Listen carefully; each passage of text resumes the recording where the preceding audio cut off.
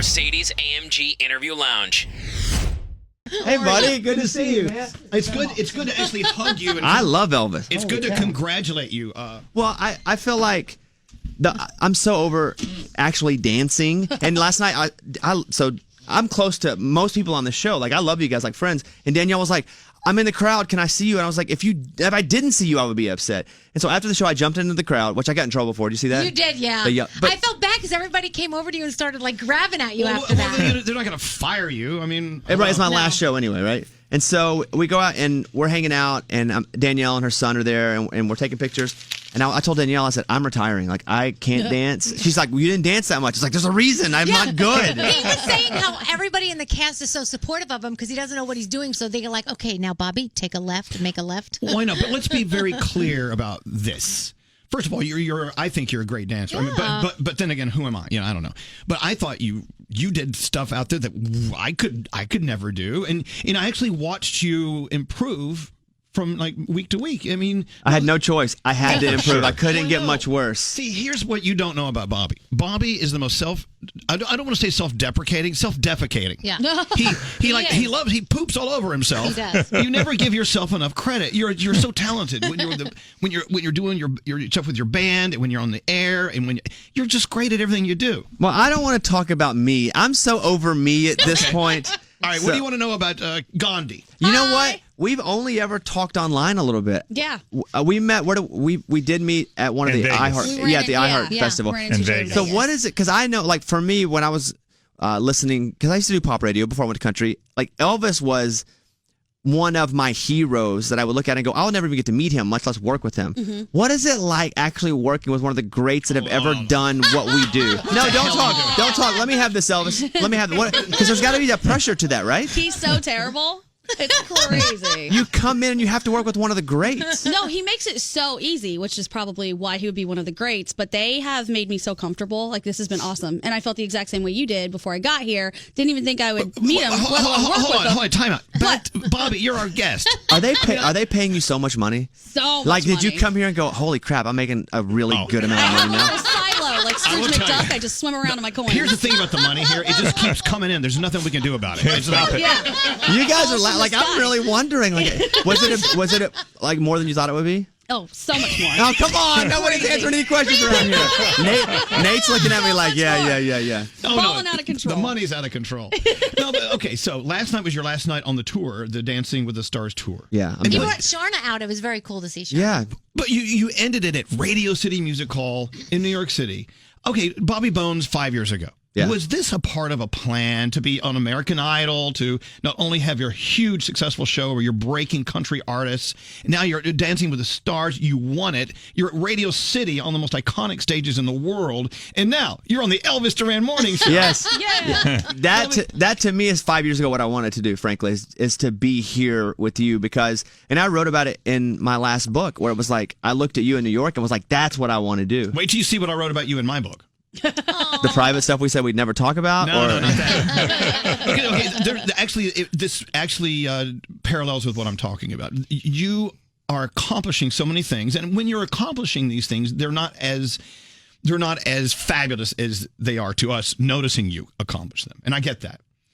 But 5 years ago, were you the kind of guy who's like, I've got to get these things done or I'm a failure in life? Or you just kind of just show up where the job is and you just succeed? Well, my truth is, with no jokes aside, or all jokes aside, is that, I grew up I was a trailer park kid. My mom was a drug addict and she died in her 40s. And, I kind of had to raise myself from about 11 on. And the real talent that I ever had was just showing up. Like, I wasn't, particularly athletic, particularly good looking. I really didn't have, a skill set that really defined me as a talent. And so what I did, because I kind of had to, was I just showed up to work all the time. And my goal was to outwork everyone. Damn. Because I had to. Like, I to eat, like, I had to go to work. I had to mow yards at 11, 12 years old. And that was ingrained in me from a really early age. And I also wanted to show people that come from places like where I come from that maybe are raising themselves, or maybe I had a little sister I had to take care of, or maybe they come from not the best circumstance and think they can't get out of their situation. I wanted to show them that it could be done. May I say something that I don't want to embarrass you, but it may be embarrassing? I know you well enough to know that you have a trait that a lot of successful people have. When you don't totally own it and succeed at 100%, you beat the crap out of yourself. I do. I do because... Why? What good comes out of that? Or why do you have to continue living your life like that? I don't know that anything good comes out of it. And I've tried to get better. I go to a lot of therapy. And, I try to at least be fair to myself. I believe that being fair to yourself is the hardest person to be fair to. Is that your number one issue with you? Is you don't know how to let yourself off the hook? I think my number one issue is vulnerability. I'm 38 and I don't have a girlfriend. I've never been engaged and no kids, no marriage. There's more to vulnerability than not being in a relationship. I have to say this, though, and I'm sure you've heard this before. I think what makes you so magical as a person and a talent is your vulnerability. The fact that you don't seem to take yourself too seriously when it comes to interaction with others, and people root for you because they want you to win, because we're all wanting you to like yourself. I think that's also why we loved you so much in Dancing with the Stars, because you were the underdog. And even last night, sitting with my 13-year-old son in the audience watching you on stage, he's just so funny and so lovable, and you want him to do well. Well, I appreciate that. And I feel like I'm just representing a lot of people out there that don't have a voice, because I didn't have a voice. And I feel like there are a lot of people like me and like us, a lot of your listeners, that come from places where they feel like they're not heard or that nobody cares. And a bit of the pressure that I put on myself is being that person for them. And I think that's why I'm going to get into politics one day. And I know I'll get into politics one day. Well, you sort of did when you stole President Trump's hat. I didn't. No, I didn't steal it. I owned "Make America Great Again." I own that saying. That's a whole brutal thing. You don't. That's not a great story. You got in a fight with the president? He did. Yeah, and they were calling Elvis. They were like, "Elvis, take care of Bobby." I was like, "Can you please tell Bobby to give the hat back?" Yes. What the hell am I going to do? I don't have any control over Bobby Bones.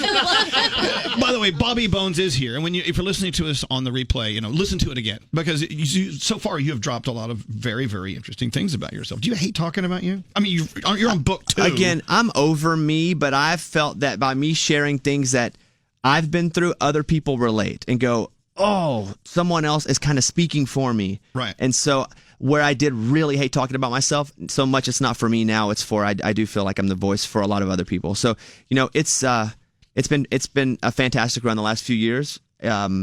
And I'm going to American Idol full time. Again, I'm from a tiny town in Arkansas of 700 people. Wait. What about the radio show? Is someone minding the shop over there? I have 7 minutes. I was texting Danielle. I was like, I have from 42 to 50. You guys know how it is. Yeah. When do you have to leave? I don't want you to leave. I have. I think it already passed. Just tell Amy to hold it down. Quick call and we'll let it go. Hello, Kayla.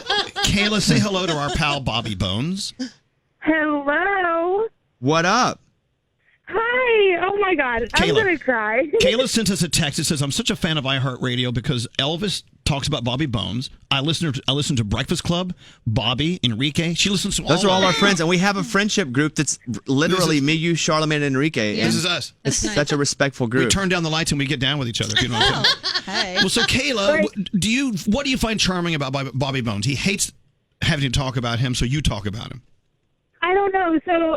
So I've been listening to Bobby Bones for like 8 years, maybe. I don't even know. To the point to where when my daughter was like 2, she's 8 now. When she was 2, she would be like, "It's the Bobby Bones show." I feel guilty. I'm on Elvis's show right now talking about me. Well, where I'm interviewing. I know. But the thing is like, I love Elvis Elvis in the morning too. I've stolen So, many a like, bit my from two Elvis. favorite Me too. If you steal a bit from I'm me, I stole it from someone else. Well, Kayla, I'm sorry. No, like literally, I'm on my way to court right now because I'm getting sued. But anyway, Oh. that's besides the point. Well, wait a minute. Hold Yeah, on. you should stay on for a whole segment after that. Why are you getting sued?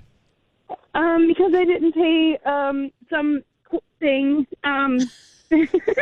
Something. Well, okay, but I had a car. It got totaled. Well, how much do you insurance owe? Paid it like $3,000. Pay her bill, Bobby. Wait, I need to know what she did though. She didn't pay for something. Okay. Doesn't matter. Okay, Pay I had a car. It got totaled.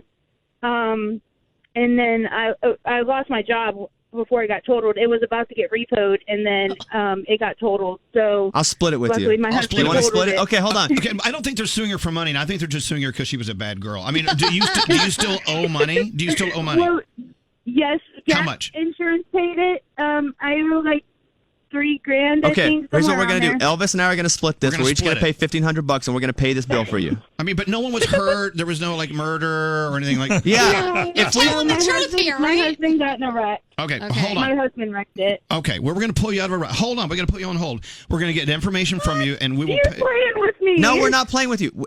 Listen. We'll get Charlemagne to help you out. Yes, me, Elvis, and Charlemagne And will Enrique. all go in.